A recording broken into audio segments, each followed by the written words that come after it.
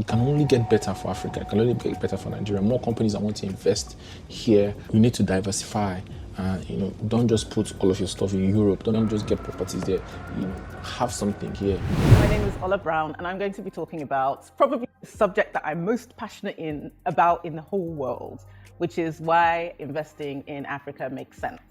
And it reminds me of a time when America was a really scary place for European investors to invest, and JP Morgan actually established his reputation as a banker by traveling to Europe and convincing European investors to invest in this scary place that they'd never been to called America.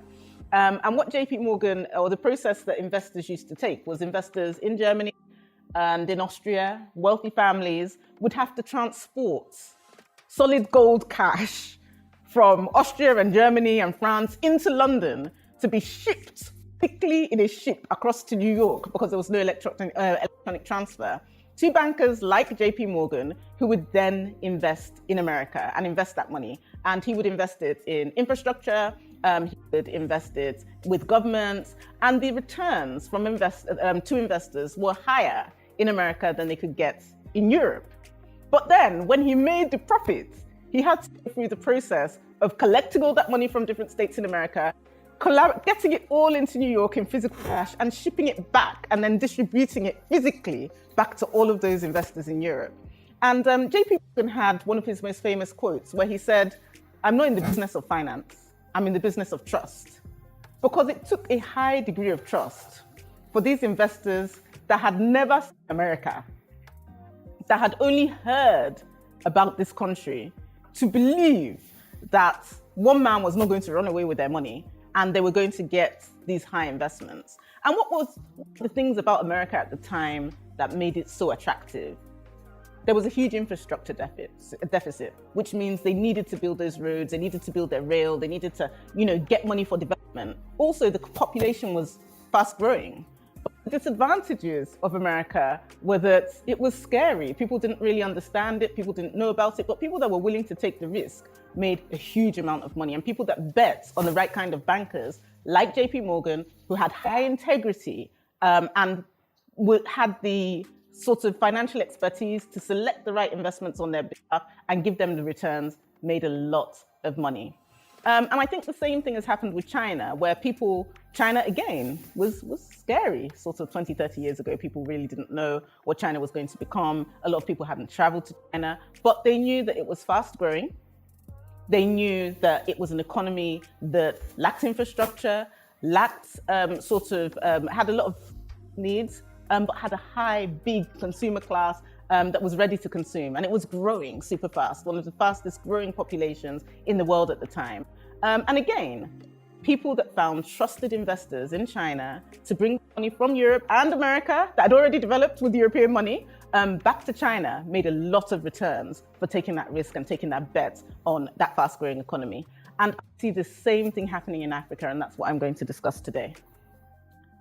Now, 7 reasons to invest in Africa. Number 1, rapid urbanization. According to the United Nations, the rate of urbanization, people moving from rural areas to urban areas, was approximately 43% in 2015, and it rose to 56%, or will rise to 56% in 2050. Urbanization often leads to a growing consumer market as people move to the cities en masse, increasing their purchasing power and demand for goods. Investors can tap into this urban consumer base by targeting sectors such as retail, housing, healthcare, transport, and entertainment. Number 2 reason to invest in Africa: mobile phone and internet access and penetration. According to data from the World Bank, mobile phone penetration in Africa reached 80% in 2019. Showing the significant adoption and usage of mobile phones on the continent. The growing number of mobile phone users creates a vast consumer base for various products and services, including mobile apps. Number 3, demographics. The average age in some parts of Europe is 50. The average age in Africa is 19. There are going to be more babies born in Nigeria this year than in the whole of Europe. And when I lived in Japan, as I mentioned earlier, I realized that there are more adult diapers sold in Japan than children's diapers. And when you think back to that story that I told about China, that rapidly growing population really drove their economic growth.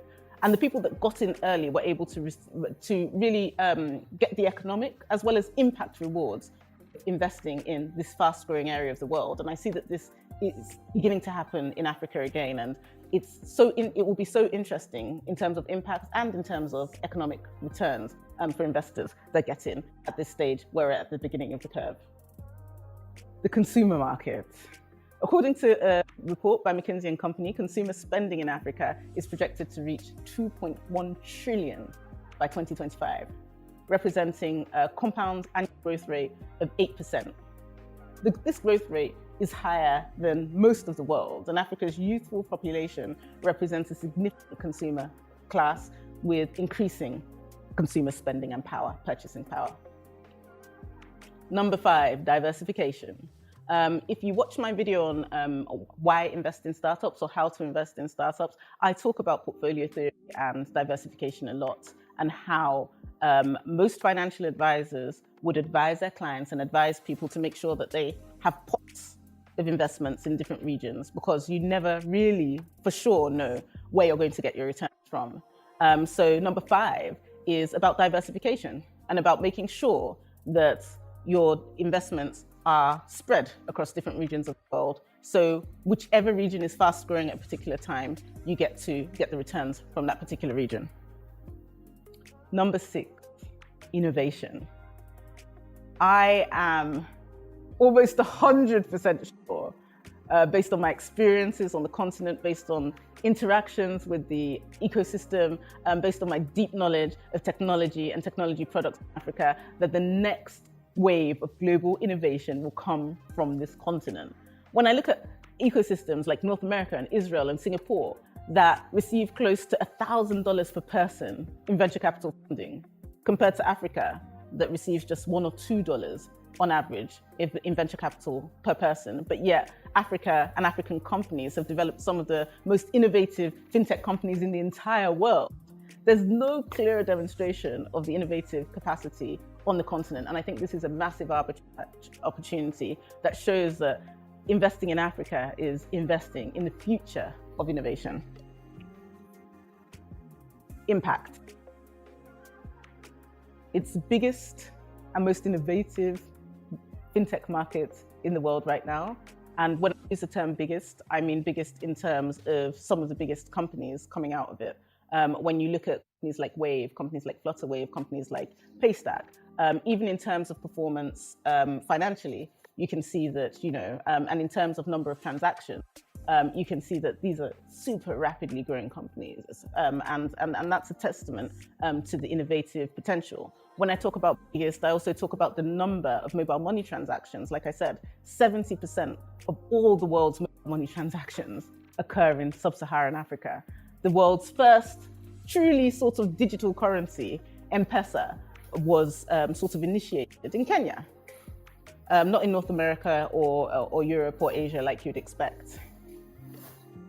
But despite the dynamism of the economy and despite the innovation and despite the entrepreneurial nature, Africa is still the poorest continent in the world. Investing in Africa will create jobs. It will lift people sustainably out of poverty in a different way than philanthropic giving or charity. This creates real companies.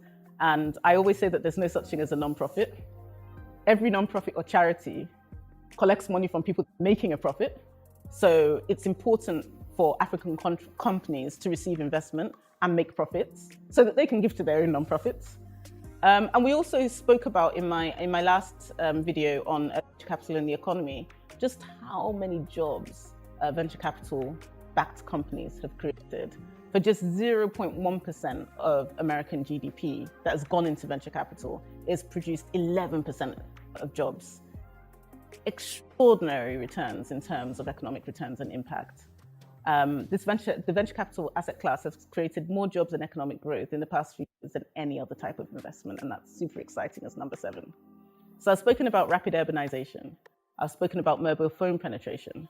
I've spoken about the demographics. I've spoken about the growing consumer market. I've spoken about the opportunity that Africa gives for diversification in your portfolios. I've spoken about innovation. Like I said, I believe that Africa is the future of innovation and the most innovative financial services markets on the face of the earth. I've also spoken about impact in terms of jobs and lifting people out of poverty. It can only get better for Africa. It can only get better for Nigeria. More companies that want to invest here. You need to diversify. Don't just put all of your stuff in Europe. Don't just put all of your stuff in, Eurobond. We have different stuff. Don't just get properties there. Have something here. But you seeing the opportunity, if you want to invest in real estate here in Nigeria, here in Lagos, contact me. Let me get you started on your journey. This is the Ownahome.ng TV show. Shout out to Dr. Ola Brown. All credits go to her because this is our original video which you just saw. And if you want to invest in Nigeria, if you want to invest in Lagos, contact me. Let me get you started on your journey. Thank you very much for watching. This is the Ownahome.ng TV show. Here at Ownahome, we believe that owning a home, owning a property should not make you lose sleep. So we're committed to giving you the very best property recommendations and insider real estate. Thank you very much for watching. Kindly like, kindly share, kindly subscribe. I'll see you at the very next video. Bye-bye.